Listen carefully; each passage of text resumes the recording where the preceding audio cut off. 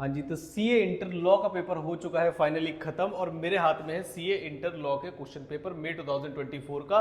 Paper कहाँ से आया अभी बताता हूँ। और लेटेस्ट मैंने एक फेमा की वीडियो बनाई थी जो 39 मिनट्स के अंदर मैंने आपको पूरा फेमा रिवाइज कराया था। इसमें से 8 मार्क्स का आया है और फेमा वैसे बहुत बड़ा है, लेकिन जो भी मैंने आपको कराया था उसमें से डायरेक्ट 8 मार्क्स का प्लस 2 मार्क्स का एक एमसीक्यू जो बच्चों ने मुझे बताया वो इसके अंदर टोटल 10 मार्क्स का मैंने आपको बताया था और 10 के 10 मार्क्स का एज इट इज आया। नोट्स में कहां से आया वो दिखाता हूं मैं अभी आपको। और उसके बाद मैंने लॉ के अंदर आपको कुछ चैप्टर्स के फ्री, ऑलमोस्ट बहुत सारे बच्चों को फ्री लेक्चर्स दिए थे, फ्री वीडियोस, फ्री नोट्स, सारी चीजें मैंने फ्री ऑफ कॉस्ट प्रोवाइड की थी। चार्ज का, एडमिनिस्ट्रेशन, मैनेजमेंट एडमिनिस्ट्रेशन का, audit and auditors, company incorporated outside India, LLP, interpretation, सब कुछ मैंने फ्री ऑफ कॉस्ट दिया था। इन चैप्टर में से बच्चों का कौन कौन से क्वेश्चन आए हैं फटाफट से एक बार आपको दिखाता हूं।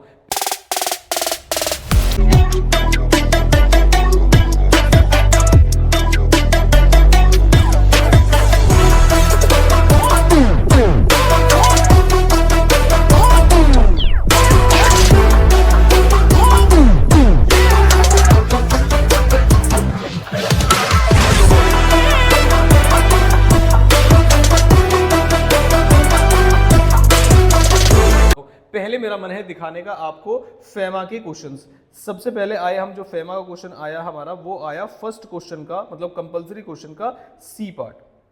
और कंपलसरी क्वेश्चन का सी पार्ट आया एक mister L employed in a fashion designing company, मतलब ये इंडिविजुअल का क्वेश्चन आया जिसमें से क्वेश्चन ने क्या पूछा था हमसे कि बताइए फेमा एक्ट के अकॉर्डिंग उसका रेजिडेंशियल स्टेटस। और जिन बच्चों ने फेमा वाला लेक्चर जो है अटेंड किया था, कमेंट बॉक्स में कमेंट करके बताइए थे कि आप इस क्वेश्चन को अटेम्प्ट कर पाए थे। जैसे कि हु इज रेजिडेंट, यहां पर मैंने सबसे पहले बताया था आपको इंडिविजुअल का, अगर वो 182 डेज से ज्यादा कर रहा है और वो अगर इंडिया को लीव कर रहा है, एम्प्लॉयमेंट, बिजनेस, वोकेशन, अनसेटल्ड। बिल्कुल क्विक रिवीजन करूंगा मैं, सुपर क्विक, आंसर नहीं बताऊंगा आपको लेकिन बताऊंगा पेपर कहां से आया, ठीक है।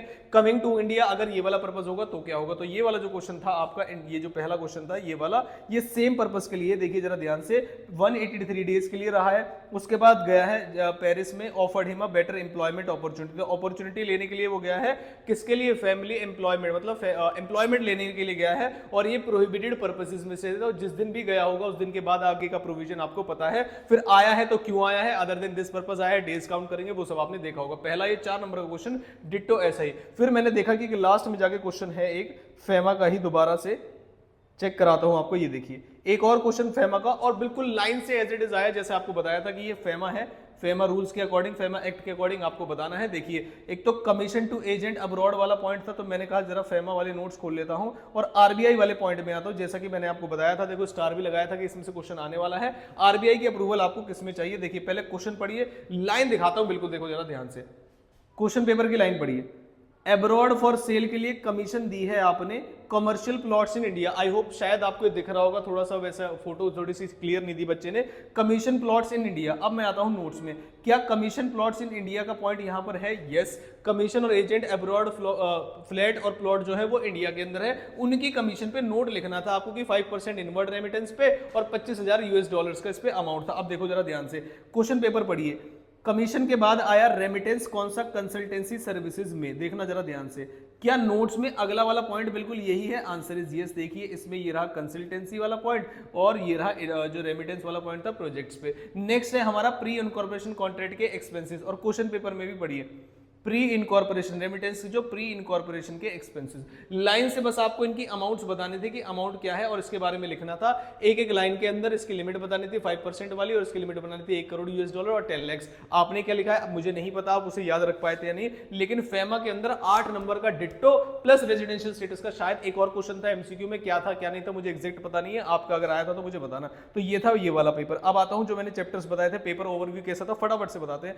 पहला वाला जो क्वेश्चन है आपका फर्स्ट का ए पार्ट जो है वो आया है आपका कि कंपनी के जो शेयर कैपिटल एंड डिबेंचर्स में थे, शायद ये क्वेश्चन है जिसमें पूछा गया कि क्या डिसेंटिंग शेयर होल्डर्स है उनके राइट्स में वेरिएशन कर रहे हैं, आपको पता होता है नहीं कर सकते, और अगर करना होता है तो डिसेंटिंग शेयर होल्डर्स जो मांग रहे हैं पहले तो वो दो, नहीं दे रहे तो एग्जिट ऑप्शन, शायद इसका ही आंसर आपने लिखा होगा। उसके बाद नेक्स्ट क्वेश्चन आया आपका किसमें, रजिस्टर्ड ऑफिस हरियाणा में है और शायद वो अपने अकाउंट्स कहीं और रखना चाह रहे थे, उसका क्वेश्चन था। थर्ड मैंने आपको बता ही दिया है, फेमा का क्वेश्चन था। ऑल एंड ऑल पेपर का लेवल क्या था, क्योंकि मैंने डिटेल क्वेश्चन अभी नहीं पढ़े, आप मुझे बताना कैसा था, डिफिकल्ट था, एवरेज था। और टेक्स्ट के पेपर को लेकर मैंने ऑलरेडी एक स्ट्रेटजी वीडियो बना दी है, 6 बजे आपके पास आ रही होगी, जरूर से देखिएगा। आगे चलते हैं।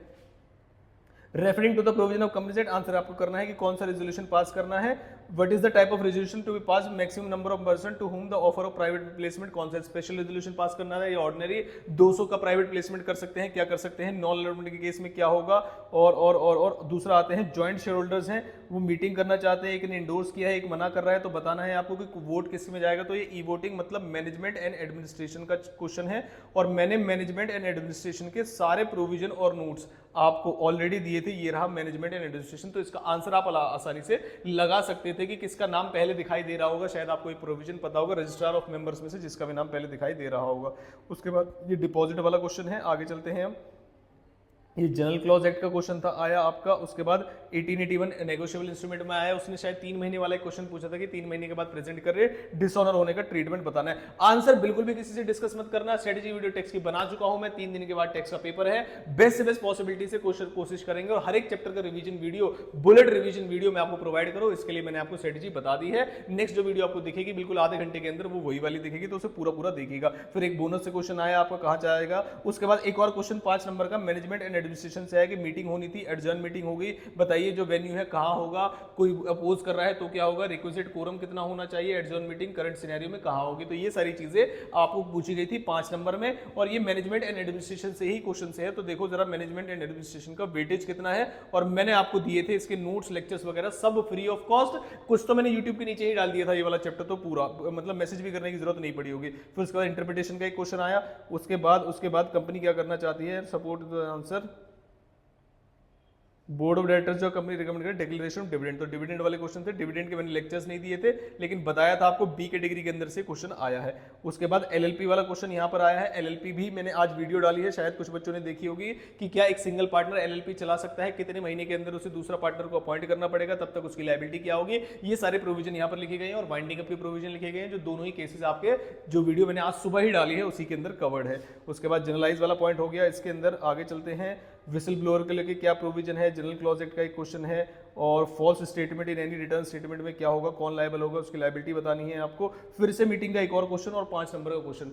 मेरे हिसाब से आपको मीटिंग और फेमा मिला के ही आप मुझे बताना कि कितने का होगा, क्योंकि 10 नंबर का तो मीटिंग देख चुका हूं मैं यहां तक, और 10 नंबर का फेमा, मतलब अगर 2 नंबर का उसका एमसीक्यू, तो 20 नंबर का क्वेश्चन सिर्फ और सिर्फ 2 चैप्टर से, एक आपका फेमा से और एक मीटिंग से, जो कि मैंने फ्री ऑफ कॉस्ट आपको अवेलेबल कराए थे। आई होप आपने अच्छी तरीके से इनको किए होंगे। कितने मेंबर्स थे एडजॉर्न मीटिंग में, 3 लोग आए। आपको भी पता होगा कि अगर कोई एडजॉर्न मीटिंग में जो कोरम प्रेजेंट नहीं होता है, तो जितने भी लोग होते हैं उसी को कोरम मान लेते हैं। शायद आपको इसका पता होगा। उसके बाद रिक्विजिशंस की मीटिंग के लिए 1/10 वाला पॉइंट होता है। आई होप इनके आंसर आपने अच्छे से लिखे हैं, और नोट्स में सारी चीजें प्रोवाइड की गई थी आपको। उसके बाद यहां पर एक क्वेश्चन है, किस चीज का है, financial position. Income tax authority ने मैनिपुलेशन वगैरह किया है, body intense to accounts report, ठीक है। आपको इनकम टैक्स अथॉरिटी का reopening of accounts of company से यहाँ से क्वेश्चन आया है। उसके बाद साइनिंग ऑफ ऑडिट रिपोर्ट, यहाँ से क्वेश्चन आया है। और उसके बाद expert consent included in the prospectus, तो प्रोस्पेक्टस वाले क्वेश्चन से क्वेश्चन आया है। लास्ट वाला फेमा वाला क्वेश्चन था। मेरे हिसाब से पूरा ओवरऑल पे मैं कमेंट नहीं कर सकता कैसा है, क्योंकि मैंने सिर्फ सिलेक्टेड चैप्टर्स आपको दिए थे, सिलेक्टेड नोट्स दिए थे, और मेरे हिसाब से देखो कहां से क्वेश्चन आया, मैं मार्क कर दूं। अगर चार्ज का क्वेश्चन नहीं आया है इसमें, लेकिन मॉड्यूल 2 से आपको मैनेजमेंट एंड एडमिनिस्ट्रेशन से भी क्वेश्चन दिखा, ऑडिट एंड ऑडिटर्स से भी क्वेश्चन दिखा, और कंपनी इनकॉर्पोरेटेड आउटसाइड इंडिया जो वाला पॉइंट था उसमें से शायद मुझे क्वेश्चन दिखा नहीं है। एमसीक्यू में दिखाओ तो आप मुझे बताना। एलएलबी से आपको क्वेश्चन था, इंटरप्रिटेशन से आपको क्वेश्चन था। तो मेजॉरिटी क्वेश्चन मैं अगर आपको बोलूं तो पेपर अच्छा गया होगा। आपका कैसा गया मुझे बताइएगा। जल्दी से जो नेक्स्ट वीडियो है वो टेक्स्ट की है, और टेक्स्ट में 3 दिन के अंदर इतने बुलेट रिवीजन हम करेंगे, चैप्टर्स वगैरह करेंगे, तो उस वीडियो को जरूर देखिएगा। यहां तक आए तो वीडियो को लाइक शेयर और कमेंट जरूर करिएगा, और आपका पेपर कैसा गया मुझे जरूर बताइएगा। Thank you so much.